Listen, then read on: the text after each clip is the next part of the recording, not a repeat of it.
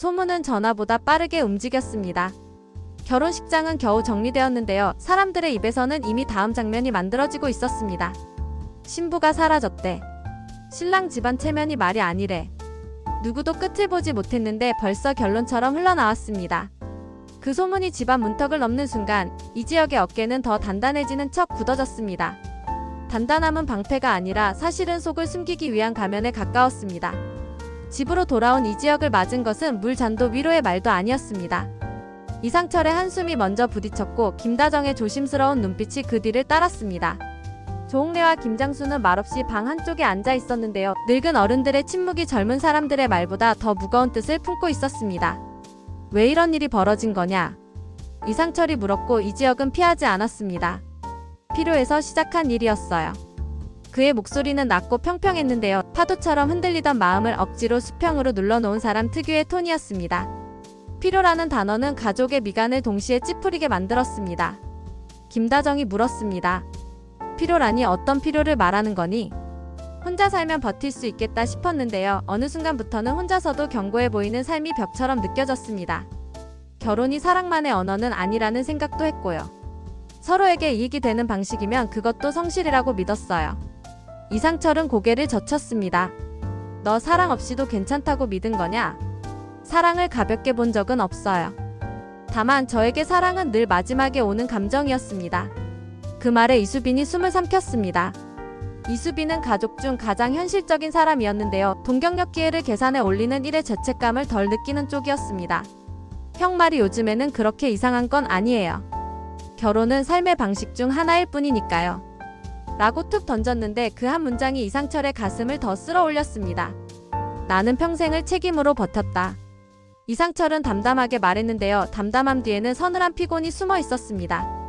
고생하란 말이 아니라 적어도 남의 마음을 빌려 체면을 세우는 방식은 아니어야 한다는 거지. 이지혁이 고개를 끄덕였습니다. 맞아요. 그래서 미안합니다. 나 때문에 아버지의 삶이 조롱받은 것처럼 느껴지셨다면 더더욱요. 사과는 명확했는데요. 그 사과가 방향 전환이 아니라 입장 표명이라는 걸 모두가 알아채는 데는 오래 걸리지 않았습니다. 잠시 정적이 흘렀습니다. 그 정적을 깨트린 건 집 밖에서 울린 알림음이었습니다. 누군가 보낸 단문 메시지 하나. 마지막에 누구의 손을 잡게 될까? 보낸 이가 표시되지 않았는데요. 질문이란 이름의 예언 같았습니다. 그 문장을 본 사람들의 심장은 제각기 다른 이유로 더 빨리 뛰었습니다. 은호의 마음이 흔들리는 법. 그날 밤 지은호는 카페 문을 닫고 의자를 올려놓다가 멈췄습니다. 손끝이 떨려서가 아니라 마음이 앉을 자리를 찾지 못해서였는데요. 결혼식 대기실에서 마주쳤던 정보아의 표정이 자꾸 떠올랐습니다. 보아는 하얗게 미소를 짓고 있었지만 그 미소에는 희미한 울음이 묻어 있었더라고요. 나 오래된 사람에게서 못 나왔어요. 보아가 작은 목소리로 고백했을 때 지은호는 타인의 불행을 비난하는 대신 어떻게든 흔들리는 여자를 다독이려 했습니다. 마음이 붙잡는 곳으로 가세요. 다만 그 뒤에 상처가 생기면 당신 몫으로 받아야 합니다. 그때의 대화가 돌아보면 예고였고 예고는 예사롭지 않게 현실이 되었습니다. 결혼식이 무너진 순간 지은호의 마음은 자신을 향해 되묻기 시작했습니다. 나는 왜 아직도 저 사람을 생각하는 거지? 정답은 없었지만 근거는 분명했습니다. 이지혁이 무너지던 그때 누구보다 먼저 그에게 가고 싶은 마음. 손끝으로라도 붙들고 싶은 마음. 오래 묵힌 사랑은 모양을 바꿔도 쉽게 사라지지 않는다는 걸 몸이 먼저 알았습니다. 정순이는 딸의 회색빛 얼굴이 마음에 걸렸습니다. 가슴이 꺼멓게 타는 건 불이 붙었던 자리라는 뜻이야. 엄마의 말은 언제나 현실과 감정 사이의 균형을 잡아주는 쪽이었는데요. 근데 불 붙은 자리에 손 올리면 되거든. 뜨거운 줄 알면서도 올릴 거니? 지은호는 고개를 끄덕이지도 젓지도 못했습니다. 몰라요. 지금은 그냥 미지근한 물을 찾고 싶어요. 성재의 분노는 어디서 자라는가? 박성재는 밤늦게까지 집으로 들어가지 않았습니다. 그는 지인에게 전화를 걸어 결혼식 부대 비용 정리를 부탁하고 피로연 음향팀과 화해회사에 미안함을 전했는데요. 내가 대신 책임질게요. 성재의 문장은 매끄럽고 간단했지만 속은 복잡했습니다. 지역을 돕는 내가 왜 불편하지? 그는 스스로에게 물었습니다. 답은 예민하게 떠올랐습니다. 지은호 때문이었습니다. 지은호가 지역을 보는 눈빛, 그 눈빛에서 자신이 빠져있다는 사실이 벌써 오래전부터 분명했기 때문이죠. 성재는 평생 가진 것에 익숙했습니다. 하지만 은호의 마음은 노력한다고 갖게 되는 종류의 것이 아니었습니다. 그게 미치도록 분했는데요. 그 분노가 친구를 향하면 자신이 무너질 것 같아서 그는 자신을 더 열심히 다잡았습니다. 품격을 잃지 말자. 내가 지킬 건 그거다. 그렇게 다짐하면서도 때로는 손등에 핏줄이 솟을 만큼 주먹을 꽉 쥐었습니다. 박진석은 아들에게 간단히 말했습니다. 이 일 회사 이미지와도 연결돼. 내가 모양을 정리해. 말은 담담했지만 박진석은 오래전부터 피로했는데요. 건강 이상 신호를 몇 차례 넘겼고 최근엔 재검 안내도 받아둔 상태였습니다. 그는 아직 누구에게도 말하지 않았습니다. 고성이마저도.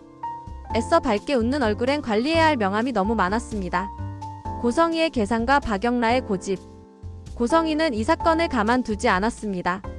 평판의 균열은 누구에게나 위기지만 어떤 사람에게는 다음 계단이기도 하니까요. 지금 판이 흔들려. 흔들릴 때 자리를 바꿔야지. 그녀는 그룹의 문화 홍보 라인을 자기 쪽으로 끌어오기가 더 쉬워졌다고 보았습니다. 박영라는 엄마의 이런 기류를 누구보다 빨리 감지했습니다. 엄마, 또 내가 필요한 거예요. 필요하단 표현이 싫으면 내가 가장 잘할 수 있는 부분이라고 해줄까? 고성이는 미소를 잃지 않았습니다. 전시 일정 내가 전면에 서는 게 좋겠어. 분위기 바꿔야 하거든. 하지만 영란은 이미 다른 결정을 준비하고 있었습니다. 이지환이었습니다. 조용하고 책임감 있고 자기를 작가로 대하는 남자. 그는 늘 한 걸음 뒤에서 섰는데요. 뒤에 있으면서도 도망치지는 않는 사람이었습니다. 영란은 솔직했습니다. 엄마, 이번엔 제가 정할래요. 제 옆에 누가 서야 하는지. 고성이는 웃음기 없는 미소로 대답했습니다. 내가 정한 사람을 내가 지워버릴 수 있다는 걸 왜 있니? 지강호라는 변수. 모든 게 뒤엉키는 와중에 지강호가 또 다른 문제를 들고 왔습니다. 하찮은 호기심으로 시작한 코인 투자와 단타 매매는 결국 빚이라는 이름의 돌덩이로 변해 있었습니다. 그는 발등에 불을 끄려고 카페 납품업체 친구에게 회사 내부 행사 자료를 떠보는 실수를 저질렀고 그 말이 돌고 돌아 알선 브로커에게까지 흘렀습니다.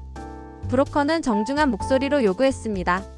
행사 동선과 예산안만 보면 됩니다. 합법적 범위죠. 지강호는 순간 넘어가려 했는데요. 지은호에게 들켰습니다. 그건 내 일이 아니야. 그리고 우리 일이야. 지은호는 동생을 회의실에 앉혀놓고 법무 상담부터 일정 조율까지 한 번에 밀어붙였습니다.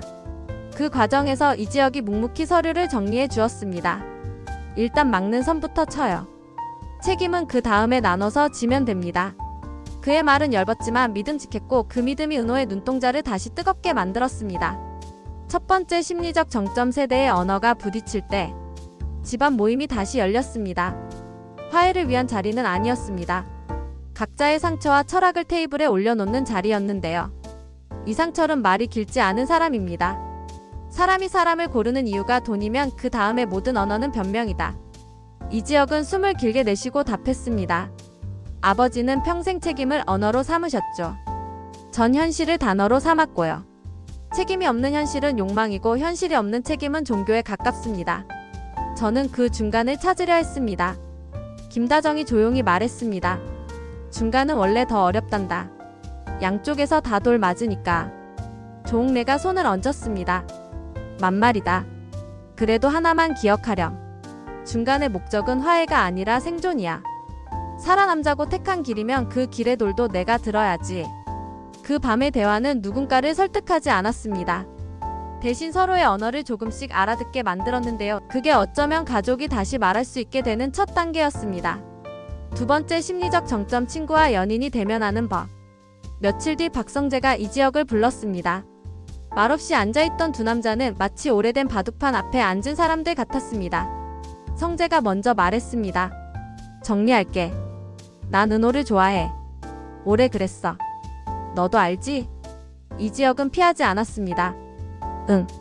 몇 번을 생각했는지 아니? 우정이냐 사랑이냐? 결론이 안 나더라.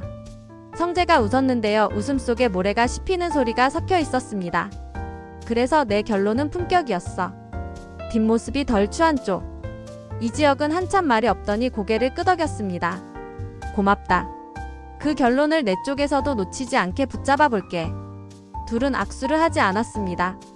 다만 눈을 마주쳤고 그 눈빛이 오래전부터 쌓아 올린 우정의 체온을 아직은 잃지 않았다는 사실을 확인했습니다. 확인은 약속이 아니지만 적어도 그 밤에 두 남자에게는 재난을 늦추는 효력만큼은 있었습니다. 세 번째 심리적 정점 익명의 칼날. 온라인 커뮤니티 한 구석에서 메시지 하나가 재차 퍼졌습니다. 마지막에 손을 잡을 사람은 누구? 문장 뒤에 유출된 듯한 짧은 음성 파일이 붙어 있었는데요. 목소리는 이지혁 같기도 아니 같지 않기도 했습니다. 필요해서 선택했다. 라는 문장이 어색하게 편집되어 있었고 댓글에는 비난과 조롱이 쏟아졌습니다. 이수빈이 로그를 추적했습니다. 그녀의 촉은 정확했습니다. 원 출처는 행사 납품 라인 쪽이야. 누군가가 형의 말을 잘라서 퍼뜨렸고 광고를 붙여 수익을 땡기고 있었어. 이지혁은 가볍게 웃었습니다. 어차피 내가 한 말과 다르지 않잖아. 다르지. 이수빈이 단호하게 잘랐습니다. 형이 한 말의 맥락을 뺏긴 거니까. 그건 다른 거야. 그날 밤 지은호가 메시지를 보냈습니다. 당신이 한 말의 전체를 내가 알고 있어요. 그게 전부였다는 걸 믿어요. 짧은 문장이었는데요. 그 짧음이 오히려 길게 울렸습니다. 네 번째 심리적 정점 건강, 권력 그리고 공백. 재검을 미루던 박진석이 결국 병원을 찾았습니다. 지금은 관리가 관건입니다. 라는 의사의 말에 박진석은 고개를 끄덕였는데요. 고개 끄덕임에는 인정과 분노가 함께 섞여 있었습니다. 집으로 돌아온 그는 가족에게 아픈 내색을 하지 않았습니다. 대신 자리를 비우는 시간표를 짰습니다. 성재 일정 몇 개는 내가 앞에서. 고성희는 잽싸게 움직였습니다. 대표님이 비우실 동안 홍보 방향은 제가 조율하겠습니다. 그 말은 단순 제안이 아니라 권한 선점의 다른 표현이었습니다. 성재는 아버지의 손등에서 잔주름을 처음으로 또렷하게 보았습니다. 아버지 괜찮으세요? 괜찮다. 박진석은 간단히 대답했습니다. 너도 괜찮아져라. 그 말이 칭찬인지 채찍인지 부탁인지 알 수 없었습니다. 다만 성재는 자신이 서 있어야 할 자리가 어디인지 느껴졌습니다. 그 자리는 사랑과 우정이 시작된 자리이자 아버지의 그림자가 길게 드리워진 자리였습니다. 다섯 번째 심리적 정점, 두 개의 고백. 지은호가 이상철을 찾아갔습니다. 생각 끝에 방문이었습니다. 아버님, 전 선배를 오래 좋아했어요. 근데 지금은 좋아했다는 말보다 함께 버티고 싶다는 말이 더 맞아요. 이상철은 잠시 말이 없었습니다.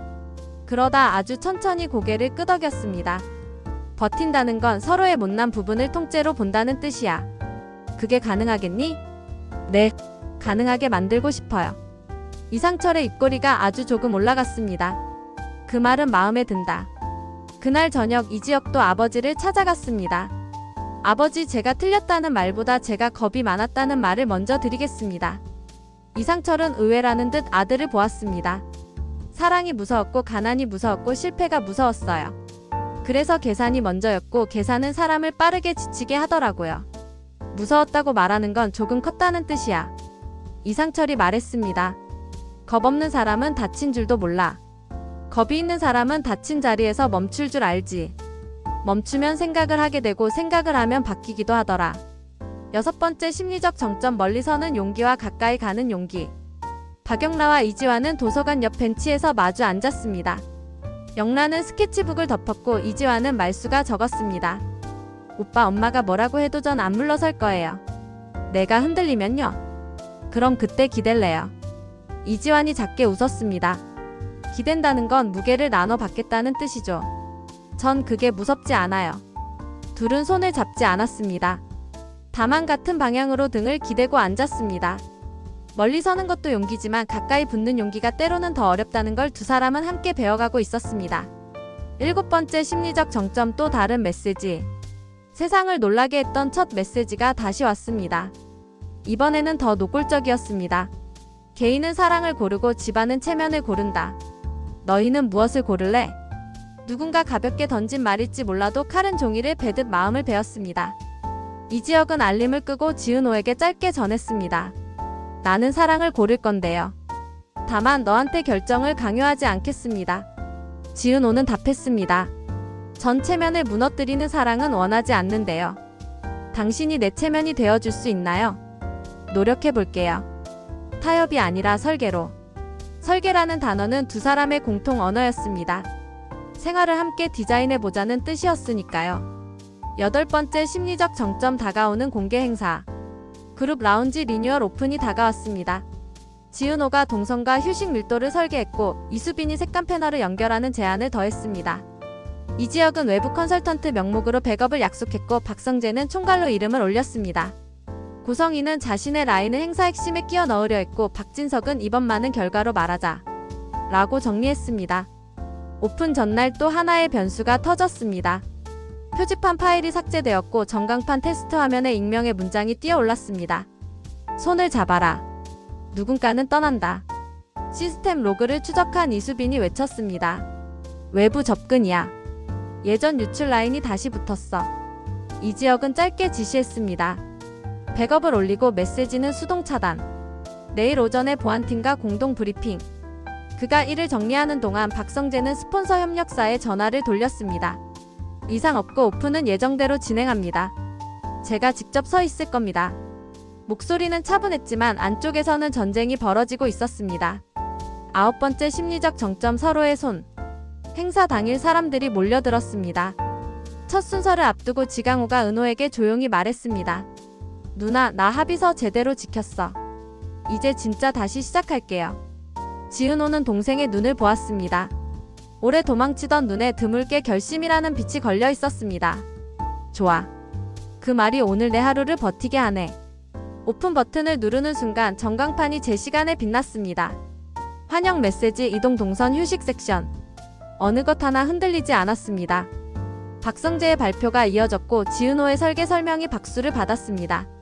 이지혁은 뒤에서 조용히 고개를 숙였습니다. 그 고개 숙임은 겸손이 아니라 동료에게 보내는 인사였습니다. 행사가 끝나갈 무렵 누군가 나직하게 외쳤습니다. 사랑해요. 누군지 알 수 없는 한마디가 떠다녔고 그 말은 이상하게도 참석자들의 표정을 부드럽게 만들었습니다. 사랑한다는 말은 누구에게나 자기만의 좌표를 떠올리게 하니까요. 사람들이 빠져나간 뒤 이지혁과 지은호가 라운지 한복판에 마주 섰습니다. 이제야 말할 수 있겠네요. 지은호가 먼저 말문을 열었습니다. 전 선배가 무너지는 것도 다시 일어나는 것도 모두 봤어요. 그래서 같이 고생하는 쪽을 택하겠습니다. 이지혁이 미소를 지었습니다. 내가 겁 많은 사람이라는 거 잊지 말아주세요. 겁이 많으면 더 오래 붙잡을 거예요. 둘은 잠깐 멈췄다가 아주 천천히 손을 맞대었습니다. 손을 잡았다고 해서 모든 문제가 해결되는 건 아니지만 적어도 오늘은 도망치지 않겠다는 약속 정도는 될 수 있었으니까요. 10번째 심리적 정점 다른 손길들. 그 순간을 멀리서 본 사람이 박성재였습니다. 그는 길게 숨을 내쉬고 휴대폰을 꺼냈다가 다시 주머니에 넣었습니다. 품격. 스스로에게 상기시켰습니다. 그리고 아주 느리게 박수를 쳤습니다. 누구를 위한 박수인지 자신도 정확히는 몰랐지만 오늘의 선택을 내일의 분노로 만들고 싶지는 않았던 겁니다. 또 다른 곳에서 고성희는 전화를 마쳤습니다. 대표님 건강관리 일정 제가 맞춰두었습니다. 공백은 보이지 않게 처리하죠. 그녀의 목소리는 미끄러졌고 눈빛은 단단했습니다. 한편으로는 박영라가 이지환에게 쪽지를 건넸습니다. 다음 전시 준비 같이 해요. 이번엔 내 그림에 당신의 일상을 더 섞어볼래요. 이지환은 고개를 끄덕이며 웃었습니다. 그럼 나도 색을 조금 배워야겠네요. 마지막 심리적 정점 아직 끝나지 않은 질문. 밤이 깊어지자 메시지가 다시 한번 도착했습니다. 오늘 손을 잡은 사람 내일도 잡고 있을까? 문장을 읽은 사람들은 잠깐 웃었습니다. 피곤해서였는지 여유가 생겨서였는지 스스로도 알 수 없었는데요. 각자 다른 자리에서 같은 생각을 했습니다. 이지혁은 내일도 잡고 있자 라고 속으로 대답했습니다. 지은호는 내일은 더 세게 라고 답했고요. 박성재는 나는 내 손으로 나를 잡자 라고 조용히 결심했습니다. 이상철은 손을 잡는 법을 이제는 내 아들이 아는구나 라고 중얼거렸고 김다정은 이 집은 아직 사랑의 여지가 많다고 미소 지었습니다. 조홍래와 김장수는 빈 찻잔을 포개며 말했습니다. 이 다음 장면이 더 중요한 법이지. 버스터미널 전광판 불빛이 떠올랐던 첫날 밤을 기억하는 사람도 있었습니다. 가장 먼저 떠나는 차를 타고 어디든 가고 싶었던 충동은 이제 조금 달라졌습니다. 사람들은 도망치고 싶을 때도 있지만 가끔은 같이 남아서 치우는 밤이 더 필요한 법이니까요. 에필로그처럼 보이는 다음 예고. 박진석은 건강관리를 시작하지만 공백을 노리는 사람들이 움직입니다. 고성희의 계획은 점점 대담해지고 성재는 아버지와 회사 사이에서 새로운 균형을 찾아야 합니다. 지강호는 합의 이행과 함께 작은 일을 시작합니다. 실패에서 배운 사람의 느린 성장이 의외의 안정감을 집안에 줍니다. 이지환박 영라의 관계는 고성희의 노골적인 방해를 정면으로 마주합니다. 그러나 예술과 일상의 협업이 두 사람의 무기가 됩니다. 이지혁 지은호는 사랑과 생활을 함께 설계하는 첫 번째 결정을 앞둡니다. 그 결정은 함께 서서 각자의 체면을 만들어주는 법에 관한 이야기입니다. 그리고 익명의 메시지는 여전히 끝나지 않았습니다. 발신자는 가까운 곳일 수도 아주 먼 곳일 수도 있습니다. 다만 분명한 건 그 문장들이 사람을 무너뜨리려는 칼이 아니라 자기 마음을 직면하게 만드는 거울로 바뀌기 시작했다는 사실입니다.